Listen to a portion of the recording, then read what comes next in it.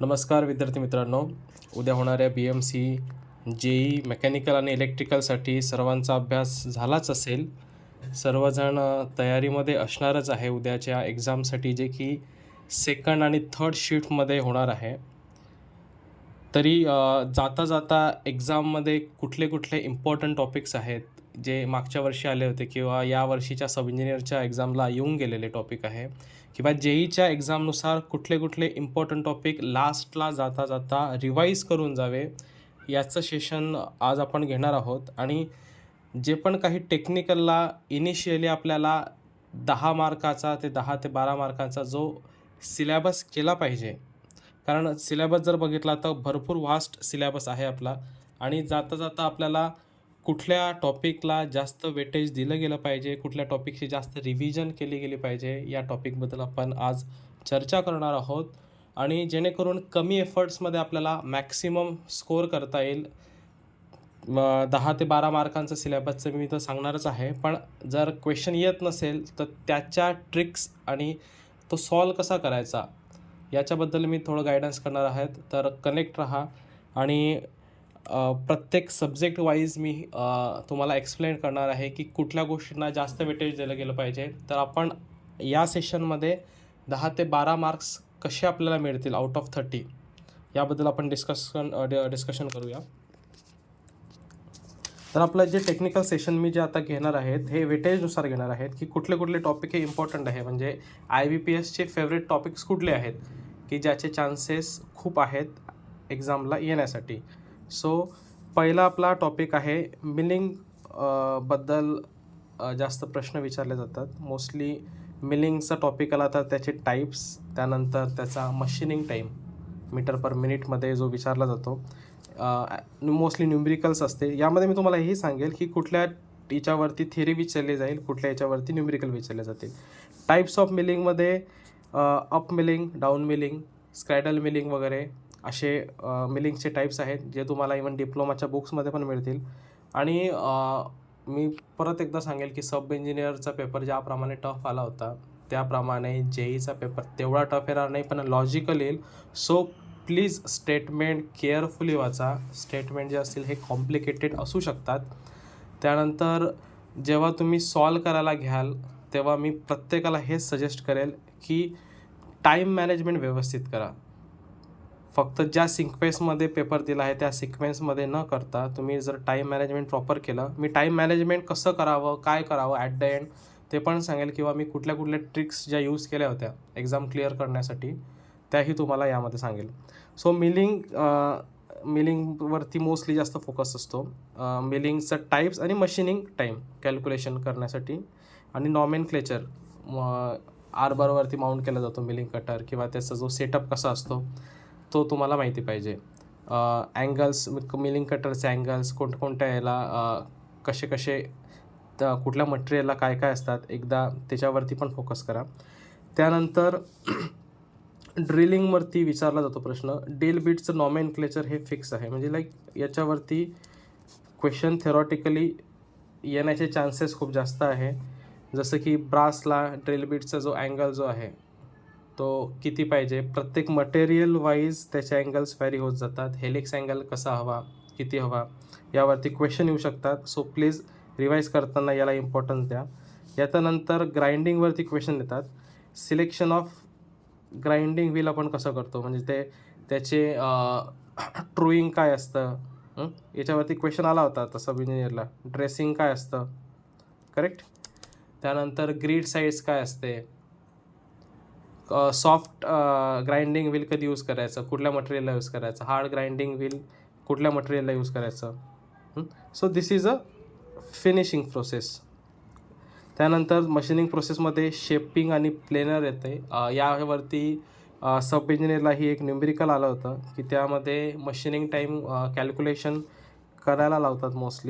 Machining time mostly calculate करतात. तर shaping आणि प्लेनरमध्ये मोस्टली हे लक्षात ठेवायचं की वर्कपीस आणि टूल याच्या पोझिशन्स कशा कशा असतात.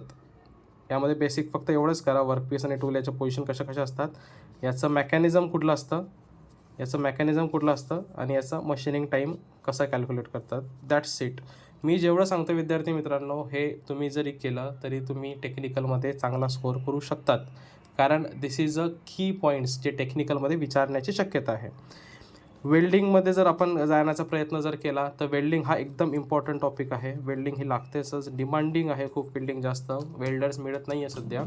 सो वेल्डिंगच्या ह्याच्यामध्ये मोस्टली आर्क वेल्डिंगमध्ये जास्त तुम्ही थोडंसं फोकस करा. TIG welding, MiG welding, correct, resistant arc welding, application based welding जेव्हा तुम्ही वाचाल तेव्हा ॲप्लिकेशन बेस्ड स्टडी करा. त्यानंतर येतो टॉपिक कास्टिंग. कास्टिंगमध्ये पण तुम्ही कास्टिंगचे टाईप्स बघा, कुठले कुठले अप्पर पार्टला काय म्हणतात कास्टिंगच्या याला, लोअर पार्टला काय म्हणतात, करेक्ट,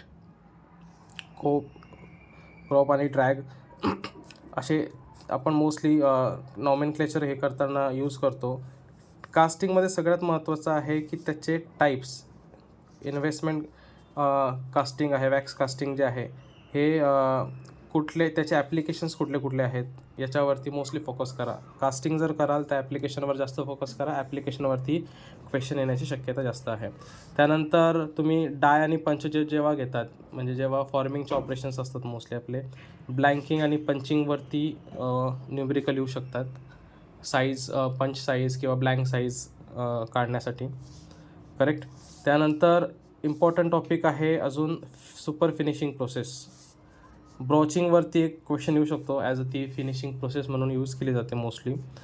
ब्रॉचिंग जर होत असेल तर करा, अदरवाईज नाही जरी केलं तरी काही हरकत नाही. पण जास्त इम्पॉर्टंट टॉपिक आहे तुमचा सुपर फिनिशिंगमध्ये होनिंग, लॅपिंग आणि बफिंग, करेक्ट. तर होनिंगमध्ये मोस्टली गिअर्स मेकिंगसाठी कुठली सुपर फिनिशिंग प्रोसेस होते हे पण विचारले जाऊ शकतात. त्यानंतर लॅपिंगचा जो मटेरियल रिमूव्हल रेट जो आहे तो किती आहे, सगळ्यात जास्त मटेरियल रिमूव्हल रेट कुठल्या सुपर फिनिशिंग प्रोसेसचा आहे, सगळ्यात कमी मटेरियल रेट कुठल्या सुपर फिनिशिंग प्रोसेसचा आहे. सो याच्यावरती तुम्ही स्टडी करा. आणि सगळ्यात मेन म्हणजे की मटेरियल रिमूव्हल रेट जो आहे, मटेरियल रिमूव्हल रेट, तर याचा तुम्ही स्टडी करा की कुठल्या मोस्टली लेथ मशीनवरती किंवा मिलिंग मशीनवरती किंवा ड्रिलिंग मशीनवरती MMR किती व्हॅरी होत जातो. आता आपण पुढच्या टॉपिकला तेच घेणार आहोत की चिप रिमूव्हल प्रोसेस मेकॅनिझम, त्याच्या आधी चिप रिमूव्हल मेकॅनिझमच्या आधी मटेरियल रिमूव्हल रेटच्या याच्यावरती न्यूमरिकल्स फिक्स येतात. फिक्स म्हणजे फिक्स, मटेरियल रिमूव्हल रेटवरती तुम्ही न्यूमरिकल सगळ्या प्रोसेसचे एकदा चेक करा, त्याचे फॉर्म्युलेस काय काय आहे एकदा बघा, मिस न करा. सगळं ॲट द एंड कन्फ्युजन नका करा, कारण कन्फ्युजन जेवढं जास्त कराल तेवढं तुम्हाला जास्त कॉम्प्लिकेशन्स होतील आणि एक्झाममध्ये काही समजणार नाही. या टॉपिकमुळे तुमचं रिव्हिजन पण होते आहे आणि तुम्हाला समजते आहे की टार्गेट फोकस म्हणजे तुम्ही टार्गेट जर स्टडी जर केला तर माइंडला तेवढी क्लॅरिटी येते. सो टार्गेट पॉईंट्स कवर करा. मी फास्टमध्ये कवर करतो आहे सध्या, आता आपल्याकडे तेवढा वेळ पण नाही आहे आणि तुम्हाला आता टाईम पण तेवढा नाही आहे कवर करायला. जस्ट गो थ्रू करा, डोळ्याखालून या गोष्टी सगळ्या जाऊ द्या जेणेकरून तुम्हाला क्लिक होतील. सिंगल पॉईंट कटिंग टूलचं नॉमेनक्लेचर खूप जास्त इम्पॉर्टंट आहे. त्याआधी चिप रिमूव्हल मेकॅनिझम जे आहे याच्यावरती थेरॉटिकली क्वेश्चन येतात, लाईक शिअर अँगल कॅल्क्युलेट करा. शिअर अँगल कॅल्क्युलेशनसाठी याच्यावरती न्यूमरिकल येतात. त्यानंतर सिंगल पॉईंट कटिंग टूलचं नॉमेनक्लेचर, ज्यामध्ये rake angle, correct, side rake angle, यावरती रिलीफ अँगल, यावरती नॉमेनक्लेचरवरती क्वेश्चन येतो. आणि सरफेस रफनेससोबत त्याचं काय कनेक्शन आहे, त्याचे फॉर्म्युले पण आहे की नोज रेडियस वाढवल्यानंतर सरफेस रेडियसवरती काय इफेक्ट होईल याचं एक रिलेशन करून द्या. इथे आपला मॅन्युफॅक्चरिंगचा पार्ट कंप्लीट झालेला आहे. या पार्टवरती जवळजवळ ऑन ॲन ॲव्हरेज 6 to 7 मार्क्सचे क्वेश्चन्स विचारले जातात. मॅन्युफॅक्चरिंग प्रोसेसला वेटेज जास्त द्या मित्रांनो, कारण जर आपण प्रिव्हियस ट्रेंड जर चेक केला तर BMCचे मॅक्झिमम क्वेश्चन्स हे मॅन्युफॅक्चरिंगवरती असतात.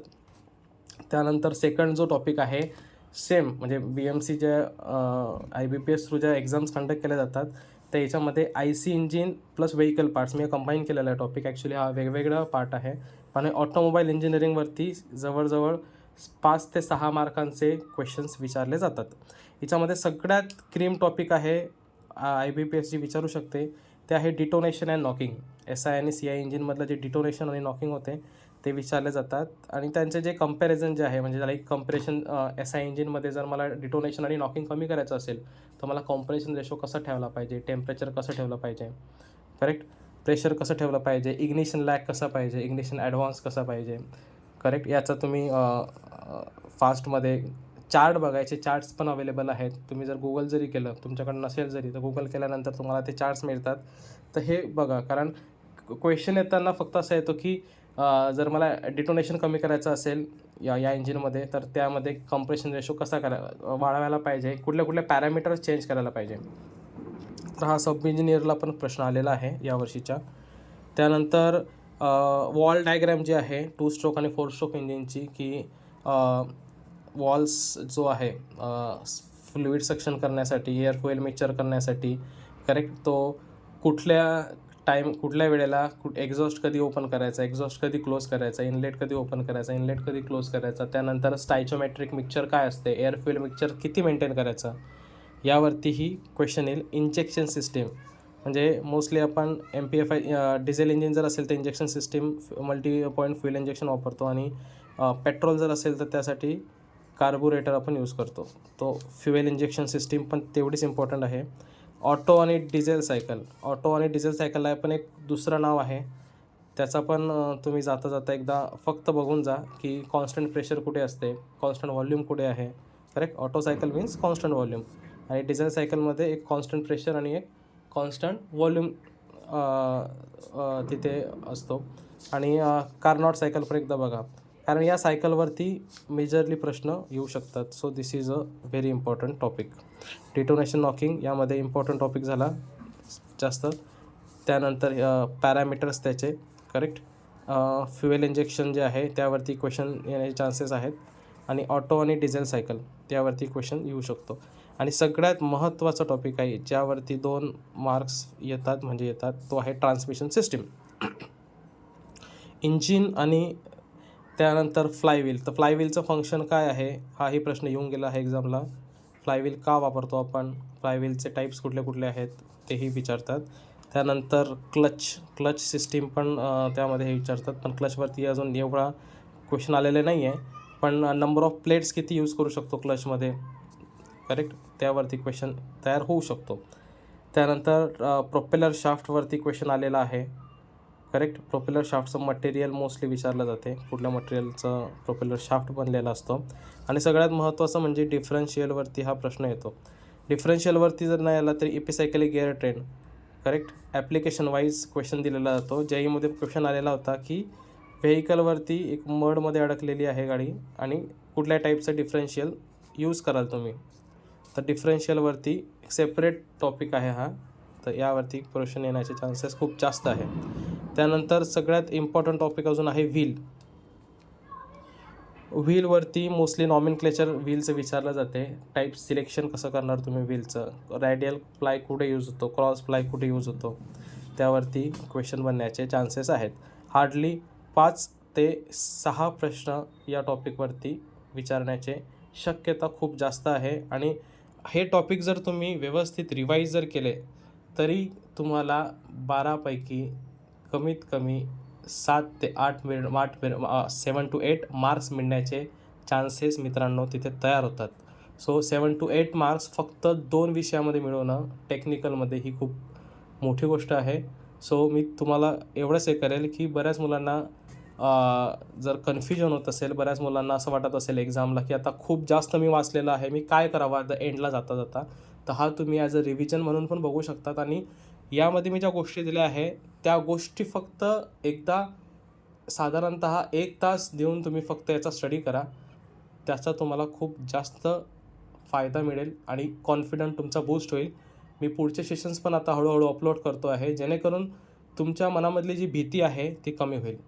सो थँक्यू मित्रांनो, आणि पुढच्या सेशनसाठी तुम्ही वेट करा, मी त्या लगेच अपलोड करतो आहे. जय हिंद, जय महाराष्ट्र.